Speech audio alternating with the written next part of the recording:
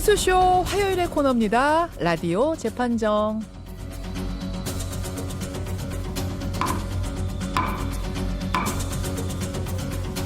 논란이 되고 있는 이슈나 인물을 저희가 스튜디오 재판정 위에 올려놓으면요, 여러분 양측의 변론을 들으시면서 배심원 자격으로 판결을 내려주시면 되는 코너죠. 오늘도 두 분 모셨습니다.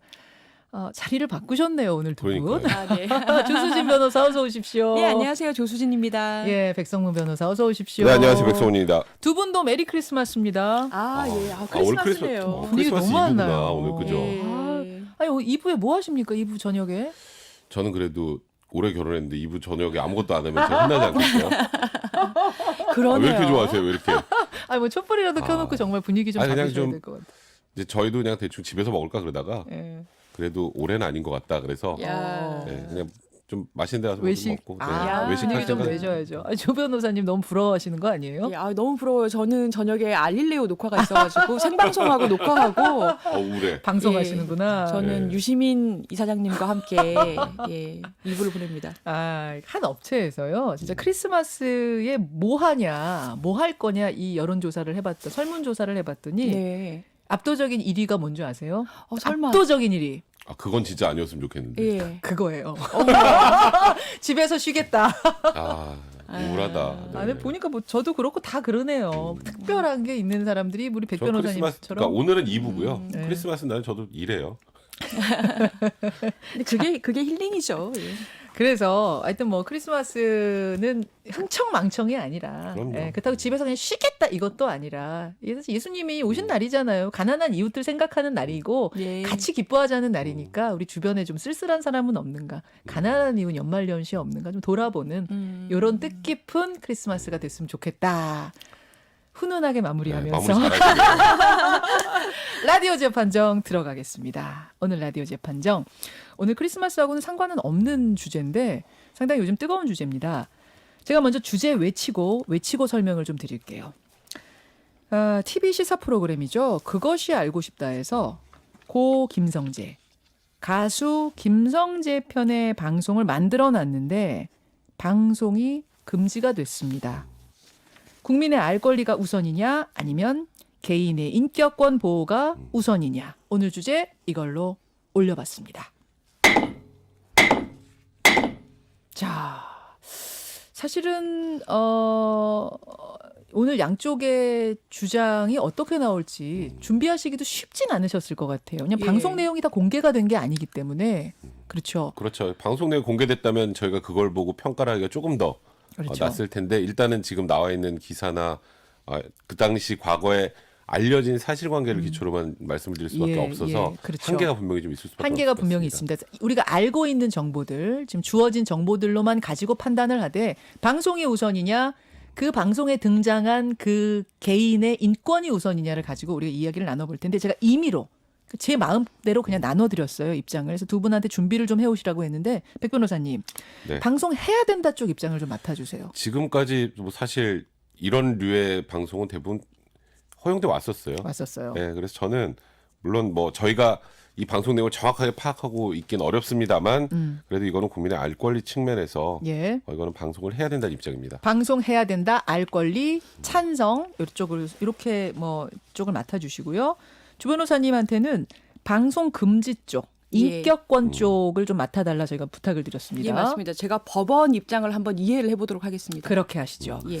자, 그럼 도대체 이 그것이 알고 싶다가 만들어 놓은 방송이 뭐냐? 이게 바로 여러분 잘 아시는 듀스의 멤버 고 김성재 씨의 사망 사건을 재조명한 거라고 해요. 김성재 씨의 사망 당시로 한번 돌아가 보겠습니다. 우리가 1995년 11월 20일이었어요. 어떤 분이 좀 요약을? 네. 사실 제가 엄청난 팬이었거든요. 듀스 그리고 더 나아서 김성재 씨. 그래서 그래요? 저도 이 당시에 너무 많이 놀랐던 기억이 나는데 이제 솔로로 데뷔해서 앨범을 다시 내고 나서 굉장히 이제 센세이션을 일으켰는데 더 우리를 놀라게 했었죠. 그러니까 이렇게 안타깝게 사체로 발견이 됐었는데 그게 첫 방송, 그러니까 네. 솔로 앨범 말하자면을 네. 내고 나서 첫 방송- 방송이 있던 날 밤에 맞습니다. 밤에 숨진 거죠. 네, 맞습니다. 그런데 이제 그 김성재 씨의 이제 사망할 당시 상태를 보면 오른팔에 28개의 주사 바늘 자국이 있었습니다. 그리고 시신에서는 동물 마취제인 졸레틸이 검출이 됐었고요. 예, 예. 그리고 그 당시 이제 가장 유력한 용의자가 옛 여자친구 김모 씨였습니다. 이 김모 씨가 지목이 돼서 결국 검찰에서는 수사를 해서 기소를 했고요. 예. 기소를 해서 1심에서 무기징역이 선고됐습니다. 유죄 판단이 났었죠. 예. 그런데 이제 항소심과 대법원에서 둘 다 무죄 판단을 하면서 이제 이 사건이 종결이 됐는데 이 문제가 이제 24년 만에 이 방송을 제작하면서 다시 수면 위로 올라오게 된 겁니다. 그렇죠. 1심에서는 무기징역이었군요. 네, 맞습니다. 2심, 3심이 뒤집어진 거군요. 네, 그렇죠. 예. 주 변호사님, 그 네. 당시에 검찰이 이 여자친구 김모 씨를 지목했던 이유는, 범인으로 지목했던 이유는 그 여성이 수의학과 학생이었기 때문에 그게 되게 유력한 거였죠. 그 여성이 그 당시에 이제 치대 치대, 네, 치과 죄송합니다. 의사 치대. 예였었고요. 그리고 그런데 그 동물용 마취제 한 병을 구입했다라는 것이 밝혀진 네. 거죠. 한 병. 예, 한 병을 예, 예. 구입했다라는 게 밝혀진 겁니다. 처음에는 경찰에서 심장마비사로 판정을 했었는데요. 부검 결과 이것이 졸레틸이라는 것이 검출이 되면서 그러면 주변에서 이것을 누가 구입했느냐라고 봤더니 여자친구가 구입을 했다는 것, 평소에 굉장히 집착을 했다. 이러한 예. 정황이 드러나면서 용의자로 몰려서 1심에서는 검찰이 사형까지 구형한 끝에 무기징역 선고가 됐던 것인데 그럼에도 불구하고 2심, 3심에서 뒤집어진 이유는 뭐예요? 그렇죠. 거기서 변호사들이 굉장히 반대 증거를 냅니다. 근데 이게 그 당시에 과학기술로는 네. 받아들여졌던 거예요. 첫 번째로는 이 졸레틸 한 병을 구입을 했어요. 예. 그러면 한 병을로 사망했다라는 인과관계가 나와야 한다. 예. 그런 전제를 세웠는데 나중에 이제 여러 가지 자료를 보니까 과학적으로 보니까 한 병은 성인 남자에 대한 치사량이 아니다라는 치사량이 결론이 나온 거예요. 아니다. 그렇죠. 그리고 이 여자친구가 그 방에 왔다 갔다 한 시간대가 나오는데 그 당시 과학기술로는 몇 시에서 몇 시가 사망 시간이다라는 식으로 6, 7시간 정도밖에는 추정이 안 됐던 거예요. 지금은 몇 시에 사망했다가 나오는데 예, 예. 그래서 그 여자친구가 그 시간에는 알리바이가 있다는 식으로 빠져나갈 구멍이 생긴 거예요. 아하. 그러니까 결국에는 치사량에 졸레톨을 사지도 않았고 그 시간대에 사망했는지도 밝히기가 어렵고 그래서 예. 알리바이가 있고 이러한 두 가지 점이 받아들여져서 결국에는 증거가 모호하면 피고인의 이익으로 무죄가 난 거죠. 예. 지금 근데 말씀하신 중에 알리바이가 있어서 빠져나갔다라는 말은 우리가 좀 조심해야 네, 될 것 그렇죠. 같아요. 예. 이미 무죄로 법원에선 그렇습니다. 대법원까지 판결이 난 거기 때문에 알리바이가 생겼다 이렇게 그래서 표현하는 게 양립된 더 사실관계가 생기니까 정확하겠습니다. 재판부 입장에서는 확신할 수 없었던 거죠. 맞습니다. 알겠습니다. 알겠습니다. 자, 이런 상황에서 마무리가 됐고 사실은 잊고 있었던 것인데 그것이 알고 싶다가 다시 김성재 편을 제작을 해서 다시 이 네. 사건을 들여다 보기로 한 거예요. 네. 그런데 두 번이나 방송이 방송금지 가처분이 받아들여진 거죠. 방송금지 가처분 신청을 그 여성 측에서 낸 거죠. 그렇죠. 그걸 법원이 받아들여준 네, 거예요. 맞습니다. 두 번이나. 그러니까 지난 8월에 먼저 김성재 씨 사망 미스테리를 다룬 방송을 방영할 예정이다 예. 했는데 이제 김 씨 측에서 이건 개인의 인격권을 심대하게 침해한 거고 이미 무죄 판단이 다 나온 것을 다시 이렇게 마치 내가 범인인 것처럼 방송을 하는 건 안 된다. 막아달라 했더니 법원에서 인용을 해줬습니다.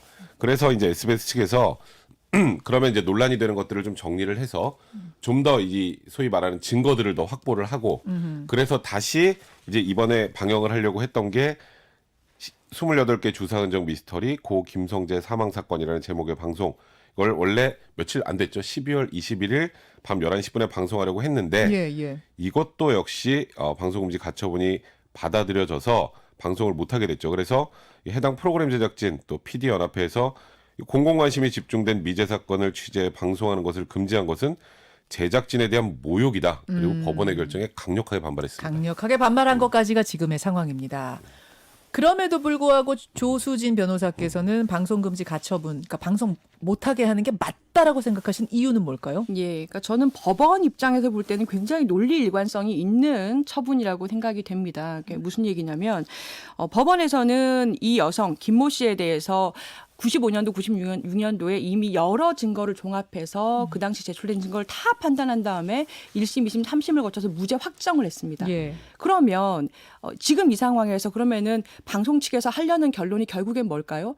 그럼에도 불구하고 그 여성이 범인일 가능성이 있다라는 내용 아니겠습니까? 뭐 그렇게 되겠죠. 그게 그러니까. 아니라면 할 이유가 그렇죠. 없죠, 방송을. 그렇기 때문에 법원 입장에서 볼 때는 법원이 무죄 확정 판결을 낸 사안에 대해서 반대되는 내용을 보도하겠다라는 것은 그 피고인에 대한 무죄를 받은 사람에 대한 명예훼손이다라고밖에 볼 수가 없는 건데요.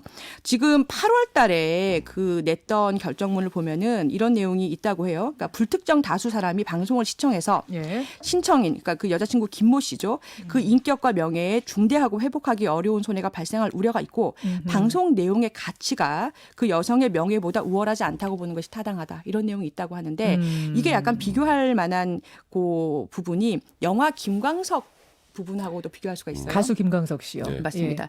그 이상호 기자가 김광석 씨와 그 처인 서혜순 씨 관련된 그런 의혹을 영화로 만들어서 네. 상영했지 않습니까? 그 예. 당시에도 그 영화에 대해서 상영 금지 가처분을 서혜순 씨가 냈었어요. 예, 예. 근데 그거는 기각돼서 상영이 됐습니다. 됐어요. 그게 무슨 차이가 있냐면 법원이 굉장히 일관성이 있다는 게 그 서혜순 씨 관련해서는 법원이 무죄 판결 낸 적이 없어요. 재판한 적이 서울시는 없으니까요. 입건조차 안 됐으니까. 예, 예. 네, 입건도 안 그러니까요. 됐으니까. 법원 입장에서는 그런 의혹 방영해라.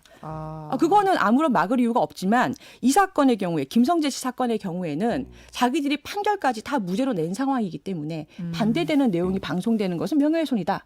논리적으로 그렇게 가는 겁니다. 백 변호사님. 네, 지금 이게 24년 전 사건이죠. 얼마 전에 우리가 이춘재 자백을 통해서 죄송합니다. 예. 윤모 씨, 그러니까 뭐 지금 무죄 관련 지금 재심 이제 곧 개시가 될 것 같아요. 예, 검찰까지 개시 의견 동일한 걸 보면 화성. 그럼 그때 무죄 판결은 그때 유죄 판결은 100% 맞는 건가요?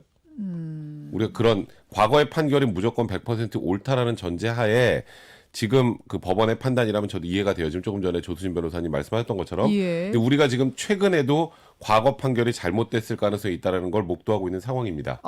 그렇죠. 그리고 우리가 지금 이게 정확하게 24년 전 사건이에요. 예. 그리고 조수진 변호사가 처음에 좀 언급하셨던 것처럼 그때 과학기술로는 제대로 확인하지 못한 점이 있었다는 취지의 얘기를 했는데 우리가 그것이 알고 싶다의 내용을 정확하게 파악은 못해도 지금 일단은 뭐 앵커였던 김상주 씨나 네. 제작진의 얘기로는 새로운 증거 자료들을 꽤 많이 확보했고 여러분들의 제보가 있었고 제보가 여러 건 있었답니다. 네, 그리고 그때 과학기술을 해결하지 못했던 것을 해결해 보기 위해서 무려 53명의 전문가와 접촉을 하고 25편의 논문 공부, 해외 취재 같은 것들을 통해서 예. 방송을 준비했다. 그러니까 무죄 판결에 대한 의혹을 제기하기 위해서 이 정도 준비를 했다라는 건데 법원의 무죄 판결은 절대 건드리면 안 되는 성역이라는 것도 아니고 조금 전에 말씀하셨던 것처럼 인격과 침해로 생각하면 이름까지 공개됐던 서혜순 씨가 훨씬 세죠.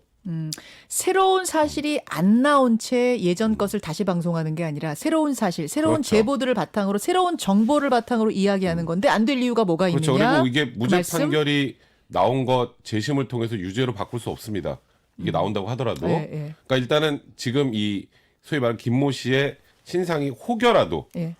이게 합리적 의심을 넘어서서 유죄가 가능한 정도가 된다고 하더라도 처벌받는 상황도 아니고요. 그러니까 일단은 그래서 이거는 공익적인 측면에서는 그 당시에 확인하지 못했던 것들을 합리적인 의문을 제기한다면 이건 충분히 방어할 만한 가치가 있는 거죠. 조 변호사님. 예.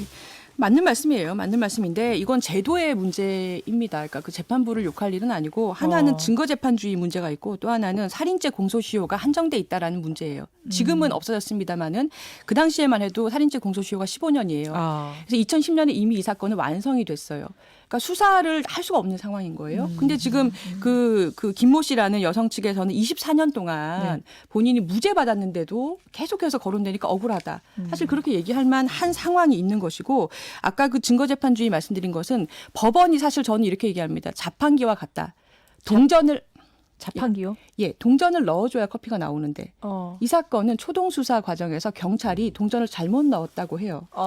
뭐냐면 CCTV만 확보를 했으면 예. 그 시간에 현장에 들어가는 사람이 이 여자다 했으면 끝날 일인데 그렇죠. 처음에 심장마비로 판정을 하면서 며칠 뒤에야 CCTV를 확보하러 부랴부랴 부검 결과 나온 다음에 가보니 이미 삭제되고 없더라는 거예요. 그렇군요. 그래서 결국에는 결정적인 동영상을 확보를 못한 상태에서 예. 그 약물의 양이 어떠니 뭐 미국의 조사를 재판을 보내네. 이러다 보니까 증거가 흐려진 거예요. 예. 그러면 증거재판주의 상황에서 초동수사를 잘못한 수사기관의 잘못 예. 그리고 공소시효가 그 당시에는 한정돼 있어서 지금 과학기술이 발달을 해서 새로운 증거가 그 당시에 비해서 많이 나오고 이 약물 자체가 얼만큼이 성인 남성의 치사량인가에 대해서 더 많이 발전된 과학조사 결과가 있는데도 불구하고 이제 와서는 되돌릴 수 없는 여러 제도가 맞물려 버린 거죠.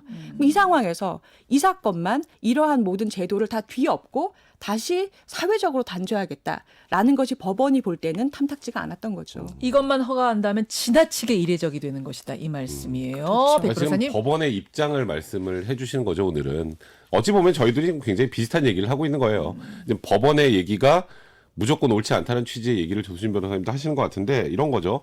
그때 지금 초동수사도 좀 잘못된 것 그리고 사실 대중들은 그때 왜 무죄가 나왔고 초동수사가 뭐가 잘못됐고 이런 거 잘 모릅니다. 몰라요. 그렇죠. 그냥 그땐 알았어도 잊어버린 분도 그렇죠. 많으시고. 벌써 24년 전인데 네. 그때 다 진짜 말씀하셨던 것처럼 알고 있어도 다 잊어먹었죠. 예. 근데 우리가 지금 이춘재 사건에서도 보듯이 수사 과정에서 문제가 있었던 것, 그다음에 그 이후에 재판 과정에서도 문제가 있었을 여지에 대한 지적은 사실 과거를 돌아보는 의미에서도 굉장히 중요해요. 그래서 이 지금 사건을 재방영이라 이제 이걸 제작해서 방영을 네. 한다면 말씀하셨던 그 당시에 초동 수사의 문제점, 수사 제도도 이런 식으로 변경돼야 된다라는 거, 그리고 그 당시에 과학적으로 해결되지 못했던 것이 지금이라도 과학적으로 해결될 수 있는 가능성. 예, 예. 또 하나는 이제 이거는 뭐 SBS 그것이 알고 싶다 측에서 화두를 던지는 걸 수도 있는데 우리가 재심이라고 하면 예. 유죄 판결이 나온 피고인이 원래 무죄예요. 너무 억울해. 그래서 인정이 되는 게 재심입니다. 유죄 받은 사람이 억울해서 재심을 신청하고 그때 결정적으로 새로운 증거가 나오면 재심이 그렇죠. 시작되는 무죄로 거죠. 풀어주는 거예요. 예, 쉽게 예. 말하면. 그리고 이제 쉽게 말해서 명예회복을 해주는 거고 예. 그간에 살았던 잘못된 구금에 대한 보상도 해주는 거고. 그럼 무죄를 받은 사람이 다시 신청할 수는 없는. 무죄를 받은 사람을 거네요. 검찰에서 다시 유죄로 할 수는 없습니다. 그거 근데 그러니까 무죄를 유죄로 바꾸는 재심은 없어요. 재심이라는 건 피고인의 이익을 위해서 존재하는 제도이기 때문에 그러니까 그것이 알고 싶다 측에서는 예, 예.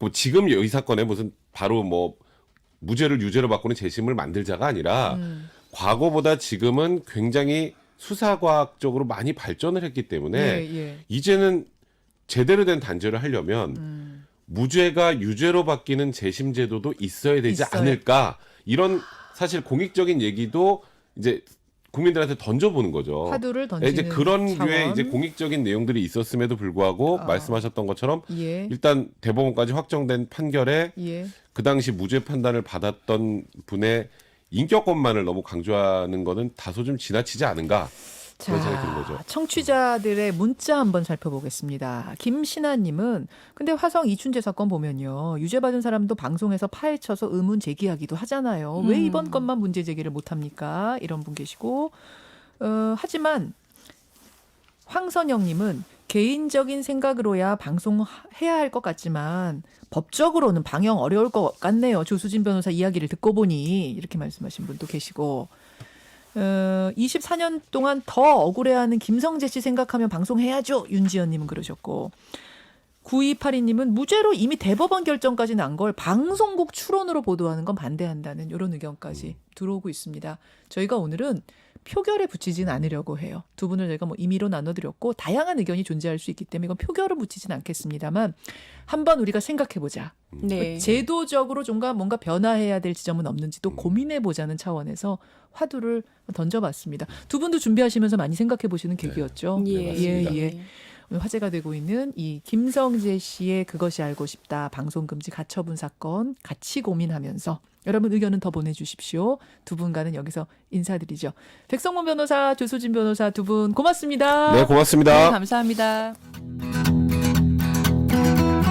김현정의 뉴스쇼는 청취자 여러분의 참여로 이루어집니다. 트위터, 페이스북, 레인보우 게시판, 그리고 단문 50원, 장문 100원의 유료 문자 샵 1212, 우물정 1212 통해 참여하실 수 있습니다. 김현정의 뉴스쇼, 여러분과 함께 만듭니다.